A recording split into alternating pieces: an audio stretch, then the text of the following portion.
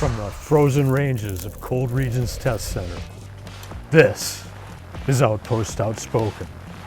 Outpost Outspoken is the official podcast of U.S. Army Yuma Proving Ground, which conducts natural environment testing of military equipment in Arizona, Alaska, and the tropics. Hello, I'm Mark Schauer.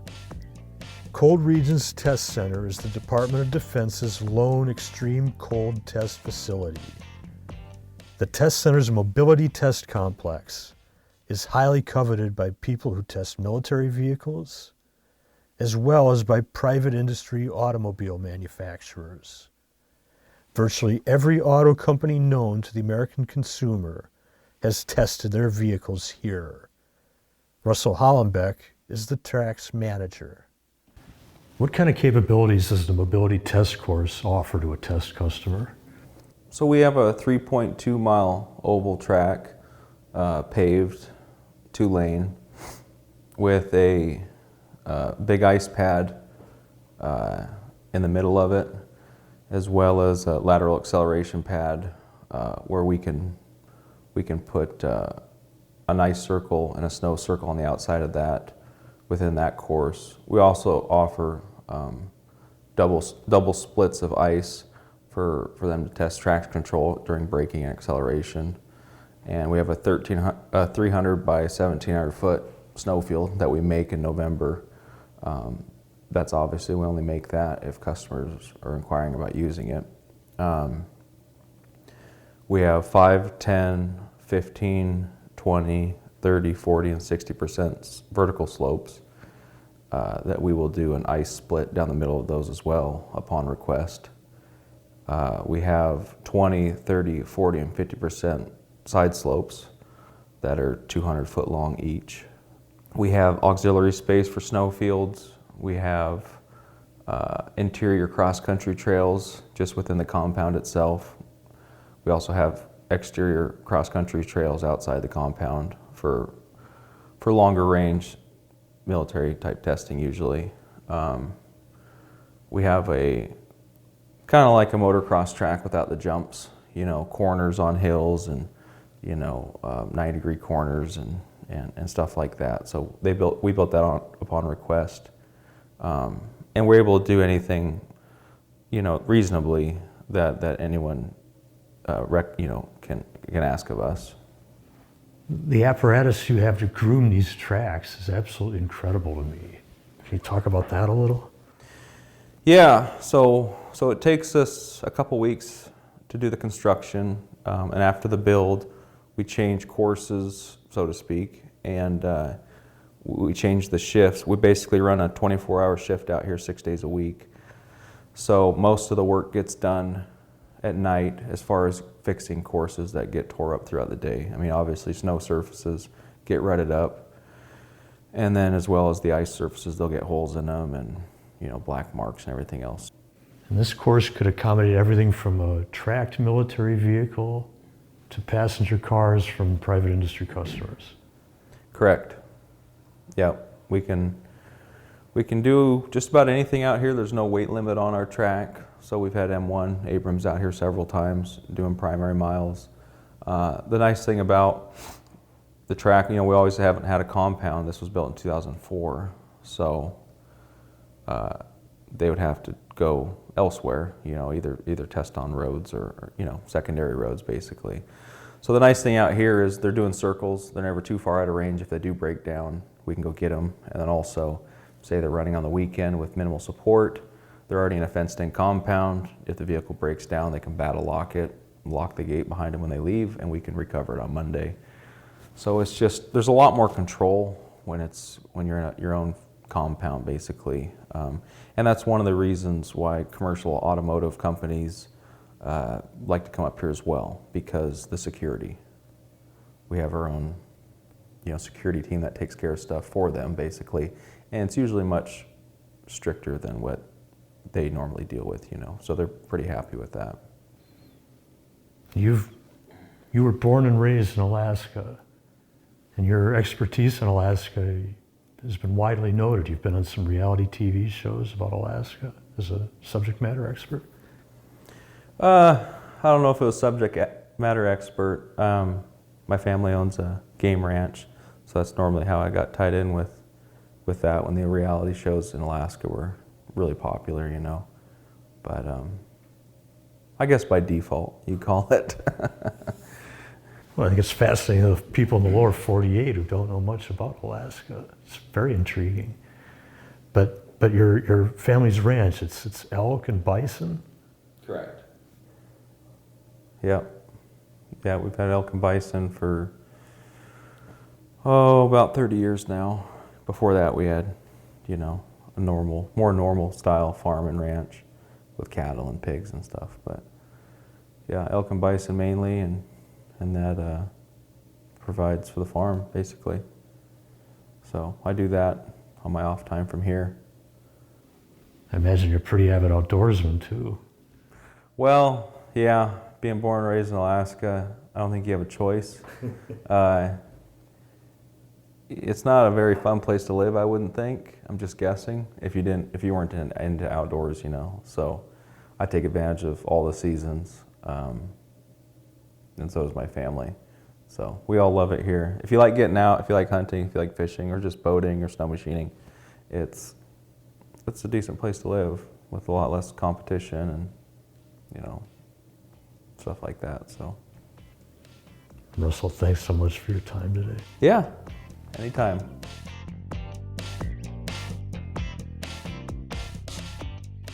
Richard Reiser, Security Manager at Cold Regions Test Center, was an emergency medical technician and worked in high-end hospitality before a successful career in real estate sales. At the turn of the millennium, he was enjoying the American dream to the fullest until one fateful autumn morning in 2001. Richard, you were successfully semi-retired, living a good life on a boat. Why did you choose to start working for the Army? Well, I happened to be up really early on September 11th on the West Coast, and I was watching Howard Stern's show, of all things, on a 9-inch black and white TV. When we realized what had transpired, I just came to the realization that life as I knew it had changed forever, and I felt a strong surge of patriotism and wanted to be able to contribute. I felt it was important to find something that I could do with my skill set to just assist in the national effort to protect American freedoms, and that ultimately led me to YPG. And you started as a data collector. I did. A very nice and insightful retired Sergeant, Maria Johnson, gave me an opportunity to work there after much pleading on my behalf. Because I didn't have military experience, she was a little bit skeptical as to whether or not I would fall in line and could perform what she needed. But ultimately she gave me the experience, and it was one of the best things that ever happened. And before too much longer, you became a test officer. Yeah, there was a little time in between. I had some dues to pay working my way up through the ranks and the different skill sets. And I don't know that it's up. They were all lateral moves because every skill set is unique to delivering the ultimate product. But I enjoyed it, and as I had fantastic mentors in the Yuma area, I was able to gain insights and be able to apply those insights to test execution, and that ultimately led to the opportunity to run tests. And you became something of an expert on the Stryker vehicle. That was an interesting time. The Stryker was not yet fielded, so there were no active Stryker brigades when I got involved with the Stryker program. And being with that program at the onset and just natural curiosity, and again, the good mentors, let me learn a great deal about how acquisition works and what the need for testing truly is. And the Stryker testing took you to all three of YPG's test centers. You were in Yuma, you were in the tropics, you were at Cold Regions. I have worked for extended periods of time at all three of YPG's test centers and several other ATEC facilities in support of Stryker testing. It was a very busy time. It was a great experience to deal with the tropics. The desert, of course, was my home base, and I had a lot of experience in cold, so when I was able to come to support Stryker testing in the Cold Regions Test Center, I thought that this might be a fantastic place to end my career. You met your wife, Monica, working in Yuma, and she grew up in Yuma, didn't she? She did, and she had not really spent any time in the cold, although there was maybe an occasional January trip to Julian for pie. But she came up here as a data collector on a project, and she was captivated as well by the unique attributes of CRTC. And in fact, she did such a good job that CRTC brought her back every winter and then would send her back to Yuma every summer for the next 4 years. So you started off, when you came to CRTC, as a test officer again. That's correct. I was supporting striker testing. Actually, it's been so long ago, my first couple of times here were still operating one of the striker platforms. And then ultimately I came back to CRTC permanently as a test officer. But along the way, you transitioned into your current role as a security manager. I did. I was a test officer from 2007 to 2018. That was a great period of time, and it was an encouraging time to be doing testing in the cold. We had a lot of new and exciting projects to understand and compare their operations with.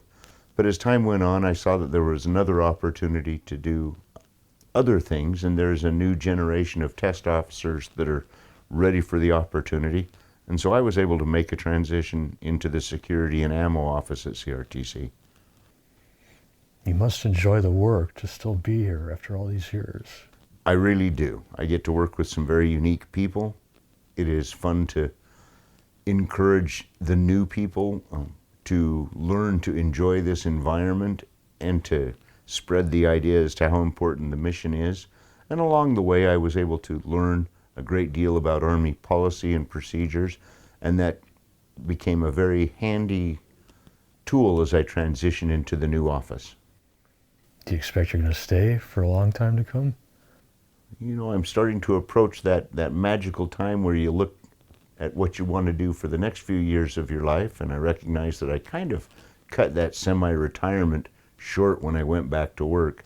So I have aspirations and hope for a less active future, but right now the challenges in front of me are enough to keep me motivated to wake up before the alarm clock every day. Do you like the lifestyle in interior Alaska?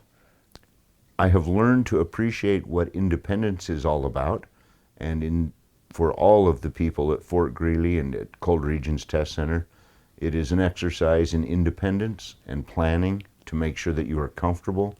We can't just stop at the nearest convenience store and have the items that we take for granted when we're in Yuma or anywhere outside of the interior of Alaska.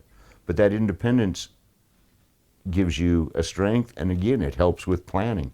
It's always nice when you have a roadmap as to what you need to accomplish, and I know now in July what I need to have ready by October so that we will survive comfortably through the winter. Richard, it was really great talking with you. Thanks for being here today. It's my pleasure. Let's get her done.